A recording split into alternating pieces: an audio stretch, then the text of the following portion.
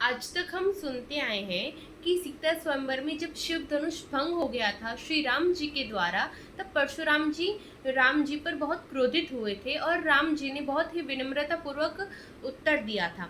लेकिन वाल्मीकि रामायण में कुछ और वर्णन आता है। वे कहते हैं, भार्गव, मैं क्षत्रिय धर्म से युक्त हूँ, इसलिए आप ब्राह्मण देवता के समक्ष विनीत रहकर कुछ बोल नहीं रहा हूँ, तो भी आप मुझे पराक्रमहीन और असमर्थ सा मानकर मेरा तिरस्कार कर रहे हैं। अच्छा, अब मेरा तेज और पराक्रम देखिए।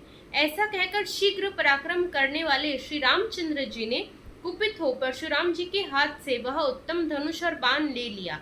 साथ ही उनसे अपनी वैष्णवी शक्ति को भी वापस ले लिया। उस धनुष को चढ़ाकर श्री राम ने उसकी प्रत्यंचा पर बाण रखा। फिर कुपित होकर उन्होंने जमदग्नि कुमार परशुराम जी से इस प्रकार कहा, भृगुनंदन राम, आप ब्राह्मण होने के नाते मेरे पूज्य हैं तथा विश्वामित्र के साथ भी आपका संबंध है। इन सब कारणों से मैं इस प्राण संहारक बाण को आपके शरीर पर नहीं छोड़ सकता।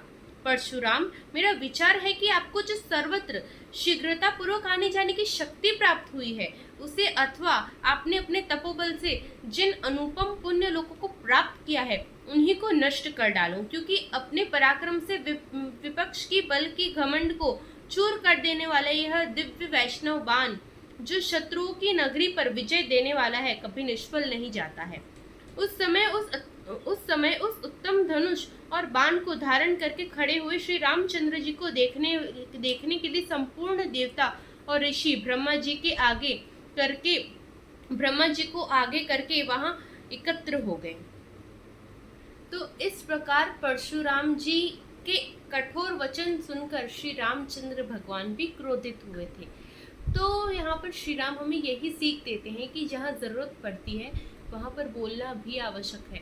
हर बार मौन भी आवश्यक नहीं है और हर बार क्रोध भी आवश्यक नहीं है। इसीलिए हम प्रभु श्री राम को मर्यादा पुरुषोत्तम श्री राम कहते हैं, क्योंकि समय आने पर वे कभी क्रोध भी करते हैं तो शांत भी रहते हैं। राधे राधे।